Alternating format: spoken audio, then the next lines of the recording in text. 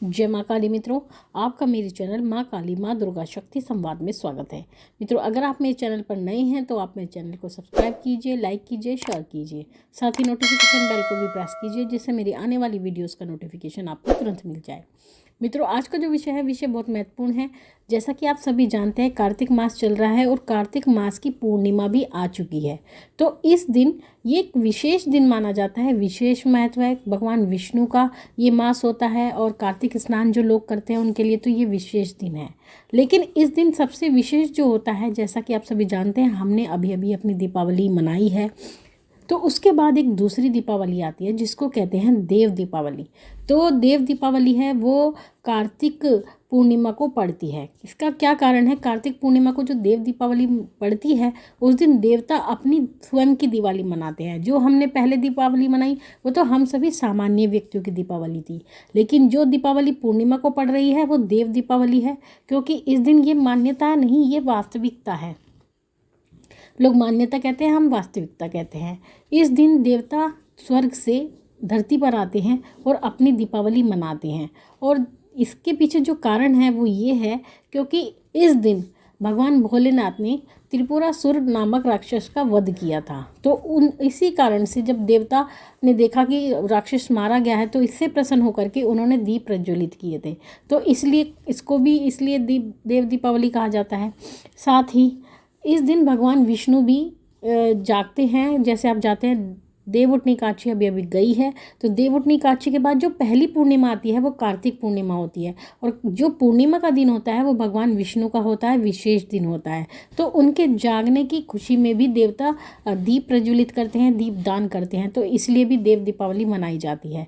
तो कई कारण हैं जिस कारण से ये पूर्णिमा बहुत ही महत्वपूर्ण हो जाती है। तो सभी लोगों ने ये दीपावली मनानी है अपने घर में, हर तरीके से जिसका जितना सामर्थ्य है उसी सामर्थ्य से ये दीपावली मनानी है।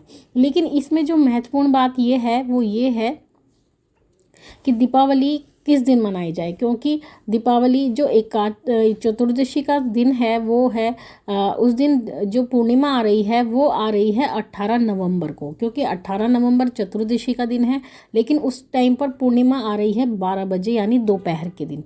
और वो पूर्णिमा अगले दिन 19 नवंबर को 2:26 तक रहेगी। तो अभी ये बात आती है कि हमें किस दिन देव दीपावली मनानी चाहिए। क्योंकि जैसा आप सभी जानते हैं, दीपावली जो मनाई जाती है वो रात को ही मनाई जाती है। तो इसलिए जो दीपावली मनाई जाएगी वो 18 नवंबर की रात को ही मनाई जाएगी। इस दिन आपको विशेष दीपदान करना है।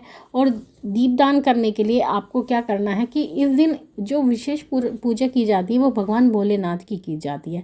क्योंकि त्रिपुरासुर नामक राक्षस भोलेनाथ ने ही मारा था, तो उनको प्रसन्न किया जाता है। तो उसके लिए आपको क्या करना है कि आपको भगवान शिव का अभिषेक करना है। सुबह उठ करके आपको मंदिर जाना है, उनको जलाभिषेक करना है, पंचामृत का स्नान उनको कराना है। साथ ही जो उनका प्रिय भोग है, भगवान शिव का जो प्रिय भोग है वो खीर है। खीर खंड का भोग भोलेनाथ को बहुत प्रिय है, तो आपको खीर का भोग भोलेनाथ को लगाना है। साथ ही अगर आप चाहें तो ओम नमः शिवाय मंत्र का भी आप उस दिन जरूर जाप करें, क्योंकि उसका आपको विशेष फल प्राप्त होगा। तो उसके बाद आपको क्या करना है, उसके बाद जब आपको रात का समय आ जाएगा तो तब उसके बाद आपको क्या करना है, तब आपको दीपावली बनानी है, यानी दीपदान आपको करना है। और वो दीपदान आपको कहाँ कहाँ करना है वही मैं आपको बताने जा रही हूँ। देखिए, इस दिन सबसे पहले तो ये बता देती हूँ कि इस दिन आप कोई भी नई वस्तु खरीद सकते हैं, क्योंकि बहुत शुभ समय होता है और शुक्ल पक्ष का समय है। तो आप अगर कोई नई वस्तु खरीदना चाहते हैं, जैसे कोई मूर्ति लाना चाहते हैं, कोई फ़ोटो आप स्थापित करना चाहते हैं भगवान की, या मूर्ति स्थापना करना चाहते हैं, ये तो उसके लिए बहुत अच्छा दिन है। या कोई भी अगर आप नया सामान लाना चाहते हैं तो अपने घर में आप नया सामान ला सकते हैं। और देखिए, जो दीपावली मनाई जाती है उसमें भगवान विष्णु की भी विशेष पूजा की जाती है, माँ लक्ष्मी की भी विशेष पूजा की जाती है, तुलसी जी की भी पूजा की जाती है। क्योंकि कार्तिक का मास होता है तो इन सभी की पूजा भी देव दीपावली वाले दिन की जाती है। तो इनकी प्रसन्नता के लिए दीपदान किया जाता है। देखिए, अब आप कहेंगे दीपदान का अर्थ होता है दीप प्रज्वलित करना। दीप प्रज्वलित करने को ही दीपदान कहते हैं। जैसे हम रोज अपने घर के मंदिरों में दीप प्रज्वलित करते हैं तो उसको दीपदान कहते हैं। तो वही दीपदान आपको करना है। और उसके लिए आपको क्या करना है, देव दीपावली पर जो महत्व होता है वो होता है जलाशय पर दीप प्रज्वलित करने का, किसी नदी के तट पर। क्योंकि जहाँ पर देवता आते हैं काशी में। जो काशी शहर है वो भोलेनाथ की नगरी माना जाता है।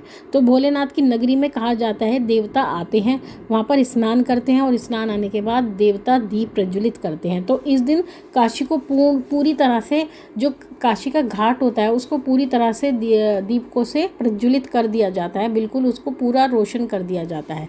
तो इसीलिए आपको भी जो भी दीपदान करना है वो जलाशय के किनारे करना है, किसी तालाब के किनारे करना है, कुएं के किनारे आप कर सकते हैं, नदी के किनारे अगर आपके आसपास नदी है तो नदी के किनारे भी कर सकते हैं। और सबसे महत्वपूर्ण बात, अगर आपके पास कुछ भी नहीं है तो आप पीपल में जा कर के दीपदान करें। यानी जो पीपल की जड़ होती है वहाँ पर भगवान विष्णु और महालक्ष्मी का निवास होता है, तो वहाँ पर भी आप दीपदान कर सकते हैं।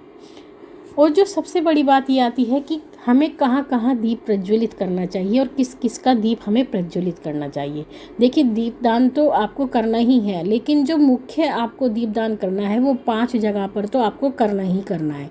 5 की जगह आप 1-2 में और एक्स्ट्रा बता देती हूँ जहाँ पर और भी ज़रूरी है, लेकिन 5 जगह तो आपको करना ही करना है।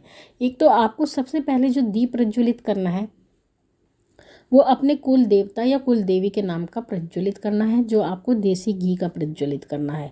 वो आप अपने पूजा घर में प्रज्वलित कर सकते हैं।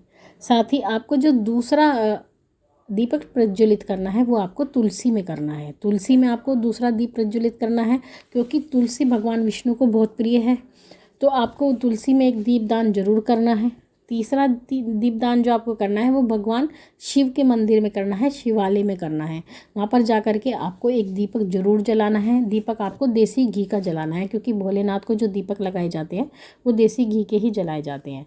और जो पीपल में आपको दीपदान करना है वो आपको सरसों के तेल का दीपदान करना है।